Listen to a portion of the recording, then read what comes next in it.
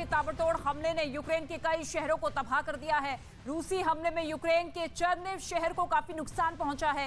कई इमारतें मलबे में तब्दील हो चुकी हैं। चर्निव के मेयर ने यह दावा किया है कि यह शहर 70% बर्बाद हो चुका है।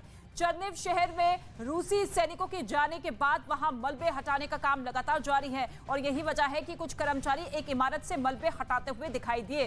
70% तक इस शहर को पूरी तरीके से रूस की सेना ने बर्बाद कर दिया है। ये दावा चर्निव के मेयर की तरफ से किया गया है, क्योंकि पिछले कई दिन से लगातार रूस की सेना हमले कर रही थी, लेकिन अब इस शहर से रूस की सेना को खदेड़ा जा चुका है। लेकिन अब जो तस्वीरें सामने आई है वो बता रही है कि किस तरीके से, किस आक्रामकता के साथ रूस की सेना ने यहां पर हमले किए थे, जिसके बाद 70% इलाका जो है पूरी तरीके से खंडर में तब्दील हो चुका है। मलबा हटाने का काम जारी है। दौरान भी मौजूद हैं। ऐसे में रूस की इस धमकी के मायने यही निकाले गए कि वो ज़ेलेंस्की को भी नहीं छोड़ेंगे। Cases continue. The Russian armed forces will strike at decision-making centers, including in Kyiv. Kursk का इलाका रूस के पश्चिमी हिस्से में आता है। ये वही इलाका है जहां पिछले दिनों रूसी सेना के काफिले को लोगों ने काफी गर्मजोशी से यूक्रेन रवाना किया था। लेकिन अब कुर्स्क में फायरिंग की खबर से रूस आग बबूला हो गया है। हालांकि जिस इलाके में फायरिंग सुनाई देने का दावा किया जा रहा है, वहां के प्रशासन ने कहा है कि कोई बहुत बड़ा नुकसान नहीं हुआ है। ऐसे में सवाल ये भी उठ रहा है कि क्या वाकई में ये फायरिंग हुई है। वैसे पिछले दिनों पुतिन सरकार ने अपनी सीमा के अंदर तेल कंपनी पर भी हमले का दावा किया था।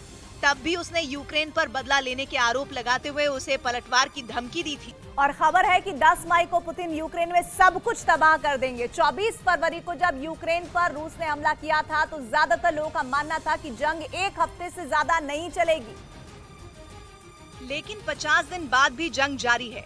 न पुतिन पीछे हटे और न यूक्रेन झुका।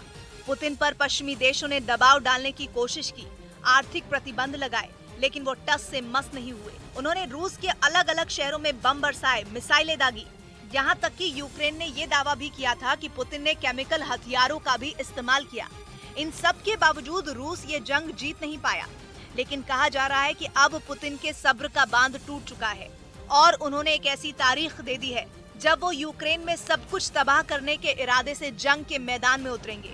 यूक्रेन की सेना की ओर से किए गए एक ट्वीट में दावा किया गया कि पुतिन 10 मई को यूक्रेन में सब बर्बाद कर देंगे। ट्वीट में एक ऑडियो शेयर किया गया और दावा किया गया कि ऑडियो रूस की सेना के सिपाही का है, जिसने ये सारी बातें कही।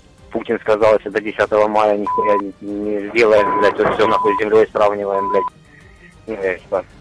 Знаешь, это глобальные меры, блядь.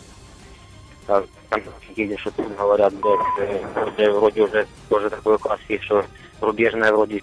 मतलब ये कि 10 मई वो तारीख हो सकती है जब पुतिन यूक्रेन में तबाही ला सकते हैं।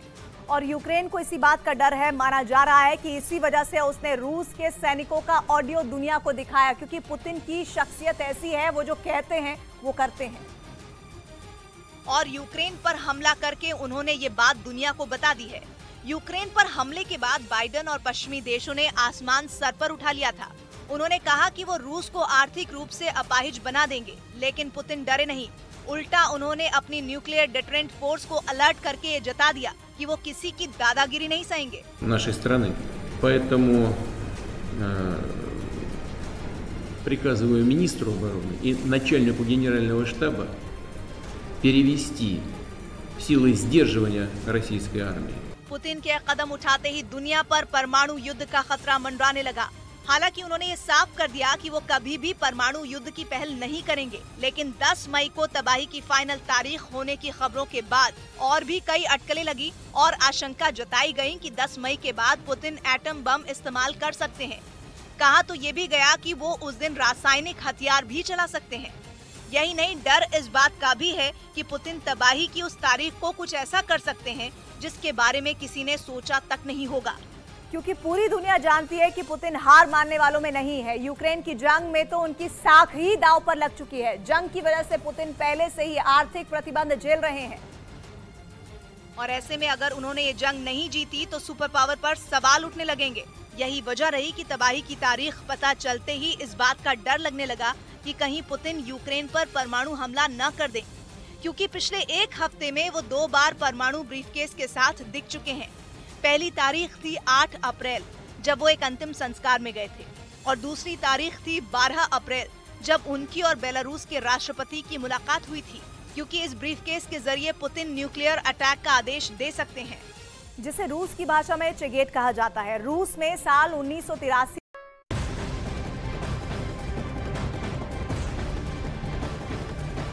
और इस बीच यूक्रेन में जारी जंग से जुड़ी एक बड़ी खबर सामने आ रही है मारिपोल से, जहां यूएन यानी कि यूनाइटेड नेशंस ने दावा किया है कि जंग की वजह से मारिपोल शहर में 1 लाख लोगों के सामने खाने पीने का संकट खड़ा हो चुका है। यूएन वर्ल्ड फूड प्रोग्राम के सचिव ने आरोप लगाया है कि रूस के हमलों की वजह से मारिपोल में लोग भूख से मरने की कगार पर पहुंच गए हैं, जिनकी तादाद करीब 1 लाख के आसपास है। तीसरा, आर्मी चीफ के पास, लेकिन न्यूक्लियर हमले का ऑर्डर देने का अधिकार सिर्फ राष्ट्रपति पुतिन के पास होता है। इस ब्रीफकेस के जरिए रूस के 6000 से